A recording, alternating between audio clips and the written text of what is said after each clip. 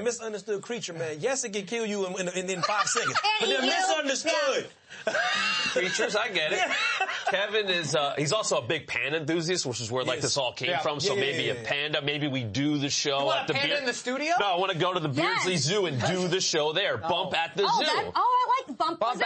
Bump at the zoo on We're workshopping the name a little bit. I think it's just fun because, none of us can deny that Kevin Owens is one of the toughest, baddest superstars in WWE. Yes. Your favorite. So, yes, and my favorite. Stop saying that's embarrassing me. But it is really fun, though, to see that soft side come out of him. His Twitter is just his animals at home. He's like, I'm building an IKEA bench. There's my cat. That's his whole life. That's what I love about him, because he's like a no-nonsense guy. But when it comes to animals, he's business in the ring, and then home to the family and animals. Exactly. What a man. Well, Maddie. He is standing by now. We are super excited that last time he got to see his beautiful daughter and, of course, hang out with he and some of his furry friends. But he joins us now here for the Bump 100. Kevin Owens. Yeah! In the car!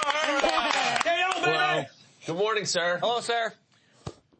Hi, how are you guys? Good. Thank you for joining us. We couldn't have this episode without you.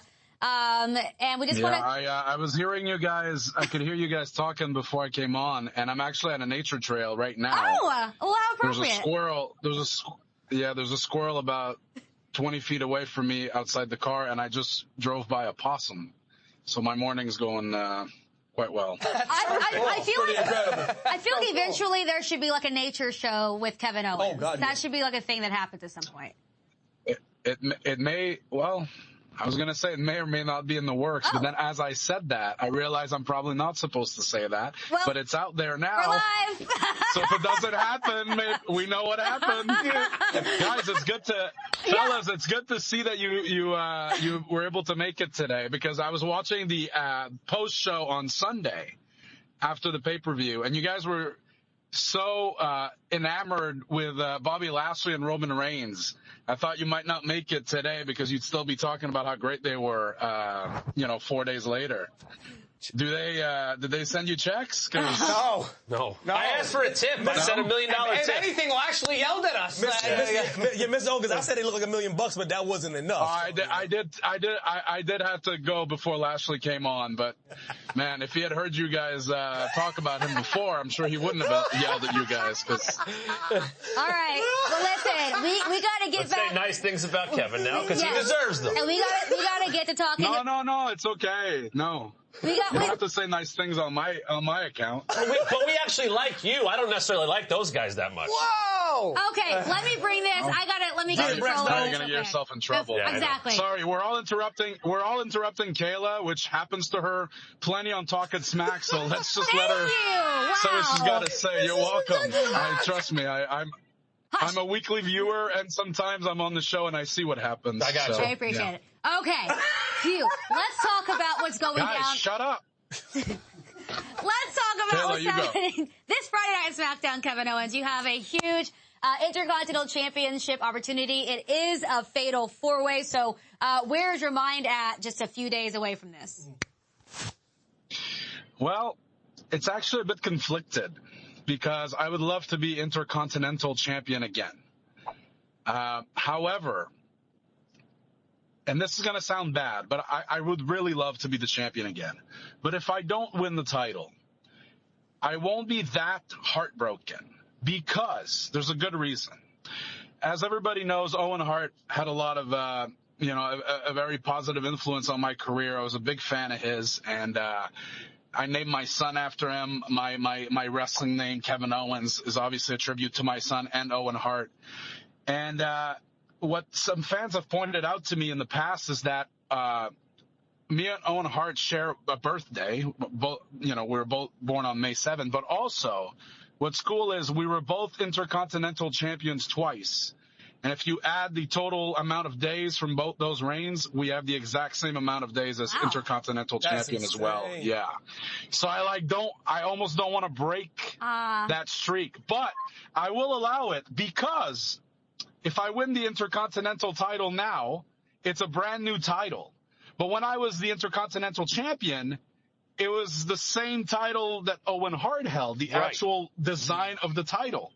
So on that technicality, I guess if it comes down to it on Friday, sure, I'll just win the Intercontinental title. Fine. But only because they're twisting my arm, you know? That's right. Mr. Owens, Fatal 4-Ways, they are a unique beast. How much can you plan for those, or you just go in there and just do what you always do, brother? Yeah, Fatal 4-Ways are unpredictable and pretty crazy. I mean, anytime there's more than two people in a match, you know, even tag team matches have a certain structure to them, you know, as far as the rules go and what the referees must enforce. But those rules are not really, you know, part of the construct of a Fatal 4-Way, just like triple threat matches and whatever, you know. You saw how wild triple threat matches can get on Sunday. Yeah. You know, I would imagine a Fatal 4-Way can go the same way. So I do know that I think everybody watching on Friday will get a hell of a match, because that's kind of what we do. And, you know, Sami Zayn and I have a history of having Fatal 4-Way matches with two other people. Yep. Yeah. And you know, those matches rocking the house. If you go back a few years ago, we had one with The Miz and Cesaro for the Intercontinental title. And that was a wild time. So I'm sure Friday will be, you know, right along those lines as well. I was a Match of the Year candidate. I loved it when I saw it. And this time it's got a chance to do it again. Now, you've had an up and down history with one Big E.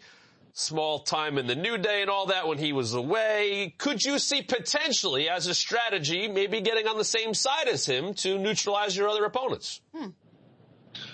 Well, I've been pretty vocal about my past decisions and mistakes, right?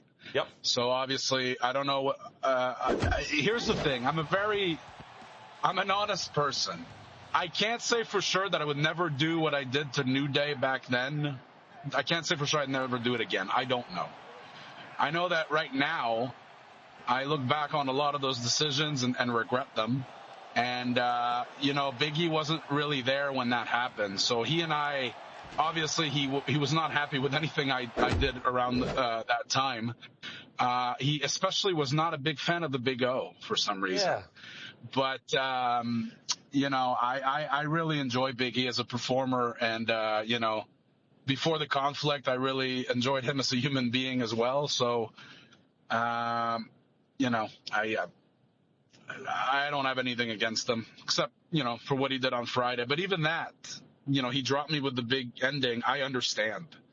So, you know, on Friday, I'm not going to be targeting Big E any more than anybody else. Obviously, I'm just going to try to win the title, and I'm sure he'll do the same. And, you know, if he wants to go have dinner after, I'd gladly do that. I don't think that's going to happen. It's unlikely. But, you know, he lives in Tampa, not too far from the Youngling Center. So if he extends an invitation for me to go hang out with him, I'll do it. But I don't see it happening, to be honest. It's possible, though. It's possible. Sure. Yeah. And KO, off that, you know, you and Sami's history is well documented.